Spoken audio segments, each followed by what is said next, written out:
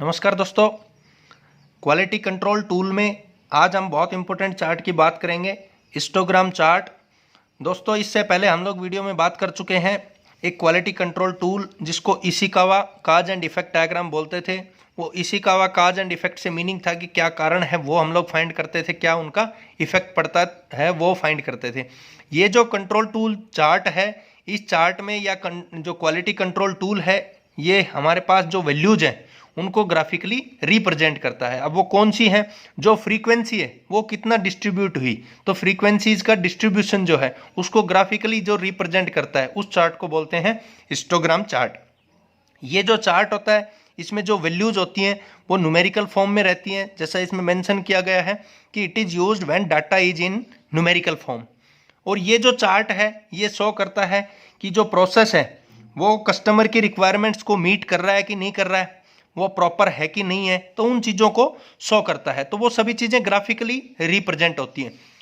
जो fourth point है उसके अकॉर्डिंग कहता है कि ये चेक करता है कि किसी टाइम पे प्रोसेस में कितना चेंज हुआ, उसको भी हम लोग इसमें क्लियरली स्पेसिफाई कर सकते हैं। चेंज हुआ भी या नहीं हुआ उस चीज़ को क्लियरली इसमें हम लोग ग्राफिकली रिप्रेजेंट कर सकते हैं। तो वो होता है हिस्टोग्राम चार्ट। अब हम लोग फिगर के बारे में बात कर लेते हैं। हमने ये एक एग्जाम्पल लिया हुआ है, जिस एग्जाम्पल में जो ऊपर है वो तो टेम्परेचर शो किया हुआ है और उस टेम्परेचर को इस ग्राफ पे हम लोग नीचे शो करेंगे। दूसरा है फ्रीक्वेंसी। फ्रीक्वेंसी मतलब जो नंबर ऑफ अकरेंस जो वैल्यू आ रही है वो आपके पास है फ्रीक्वेंसी। तो फ्रीक्वेंसी को हम लोग वाई एक्सिस यानी वर्टिकल लाइन पे प्लॉट करेंगे। अब ये कहता है कि ये जो एग्जाम्पल है इसके अकॉर्डिंग अगर बात करें तो जैसे फॉर एग्जाम्पल वो हो सकती है मशीन की, या हो सकती है कि होम पे हम लोग उसको चेक करना चाहें। होम से मीनिंग है कि कोई पर्टिकुलर रूम है या घर का कोई टेम्परेचर है, उसको हम लोग डे बाय डे मेजरमेंट करें कि अलग अलग दिन या मंथ्स में मेजर करें कि अलग अलग मंथ्स के हिसाब से। ऐसे ही जो मान लीजिए हमारे पास मशीन है किसी ऑर्गेनाइजेशन में, तो मशीन पे टेम्परेचर को चेक करें।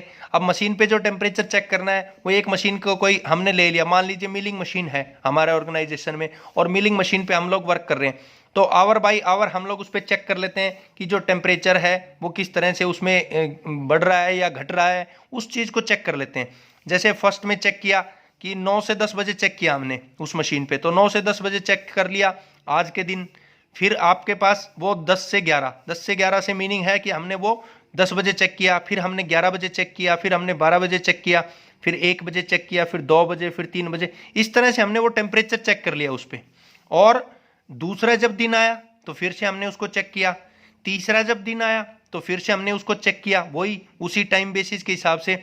अब फाइनली हमने उसकी एक एक्सेल सीट बना ली कंप्लीट मंथ की, कि अलग अलग टेम्परेचर जो है अलग अलग टाइम पे क्या क्या उस मशीन का रहा। जैसे मिलिंग मशीन का एग्जांपल ले रहे हैं, तो वो जो टेम्परेचर था उसको एक बड़ी एक्सेल सीट में हमने बना लिया पूरे मंथ का। अब जब एक्सेल सीट में बनाया तो बहुत ही कॉम्प्लिकेटेड हो जाता है ये फाइंड करना कि किस तरह से उन सबकी एक एवरेज रही। उस एवरेज को फाइंड करना टिपिकल टास्क है, इसीलिए हम लोग बनाते हैं हिस्टोग्राम चार्ट।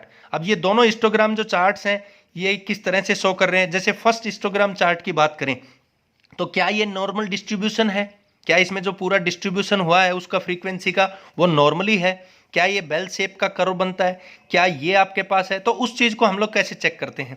अब जो हम लोग उसमें क्या करेंगे, कॉमन थिंग्स फाइंड कर लेंगे कि 100 से 120 डिग्री टेम्परेचर जो फ्रीक्वेंसी उसकी कितनी रही, जो वो वैल्यू जो नंबर ऑफ वैल्यू है वो कितने टाइम आई, तो वो 2 टाइम्स। 121 टू 140 वो वैल्यू कितने टाइम आई, वो 7 टाइम। 141 टू 160 वो 15 टाइम। 161 से 180 डिग्री टेम्परेचर का वो 35, तो मैक्सिमम है हमारी 35। और इस तरह से हम लोग उसको करते चले जाएंगे कि यहाँ पे जो वैल्यू है वो आपके पास मिनिमम कितना रहा, टेम्परेचर कितना रहा, 100 से लेके 240 तक, तो वो 100 से लेके 240 तक मिनिमम 100 डिग्री और मैक्सिमम 240 डिग्री। अब यहाँ पे हम लोगों ने टेम्परेचर को डिनोट कर दिया एक्स एक्सिस पे और वाई एक्सिस पे कर दिया फ्रीक्वेंसी को। अब सबसे पहले जो टेम्परेचर है वो 100 से 120 डिग्री, उसकी फ्रीक्वेंसी कितनी रही, वो 2 रही फ्रीक्वेंसी।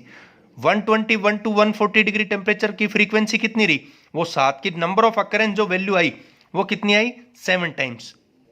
ऐसे ही 140 टू 160 डिग्री जो है उस पे कितना रहा, ये 15। ऐसे ही 180 1 टू 200 ये फिर यहाँ पे 18। तो इस तरह से जो फ्रीक्वेंसी आई उसको हम लोग यहाँ पे डिनोट कर लेंगे। अब देखेंगे सबसे पहले वो 2 रहा, 2 वैल्यू आई, फिर 7 वैल्यू आई, फिर 15 वैल्यू आई, फिर तो इस तरह से ये जो कर्व है ये एक बन रहा है बेल शेप कर्व, इस तरह का, इसको बोलते हैं बेल शेप कर्व। तो बेल शेप कर्व बन रहा है तो इसका मतलब ये सारा जो डाटा है, कंप्लीट जो डाटा है वो पूरा नॉर्मल डिस्ट्रीब्यूट है। तो इसका मतलब ये नॉर्मल डिस्ट्रीब्यूशन हो रहा है, इसमें किसी तरह की कोई प्रॉब्लम नहीं है।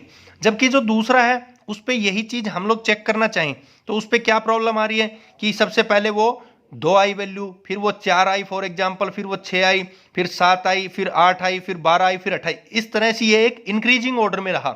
यानी कि जो टेम्परेचर बढ़ता चला गया वो एक इंक्रीजिंग ऑर्डर में रहा। इससे मीनिंग क्या है कि ये जो वैल्यू चेक की, ये वैल्यू चेक की हमने किसी एक पर्टिकुलर मंथ में, जैसे पहले चेक की हमने मार्च में, फिर की अप्रैल में, फिर की मई में, फिर जून में, फिर इस तरह से हमने वो एक ऑर्डर में की। अब हमने देखा कि जब मार्च का जो मंथ था उस पे मशीन पे जो टेम्परेचर था वो कम था, तो नंबर ऑफ अकरेंस जो वैल्यू आ रही है वो आपके पास इस हिसाब। जब वो आगे बढ़ता गया तो वो टेम्परेचर भी आपके पास उस मशीनों का ज़्यादा बढ़ता गया, तो टेम्परेचर एक बहुत ज़्यादा इंक्रीजिंग ऑर्डर में चला गया। तो इस तरह से ये नॉर्मल डिस्ट्रीब्यूशन कर्व में बिल्कुल भी डिनोट नहीं होगा, यानी कि नॉर्मली डिस्ट्रीब्यूट नहीं हुआ। तो इसका मतलब ये पर्टिकुलर थिंग है, ये शो कर रही है कि कहीं ना कहीं कोई प्रॉब्लम है, प्रोसेस के अंदर कोई ना कोई प्रॉब्लम है।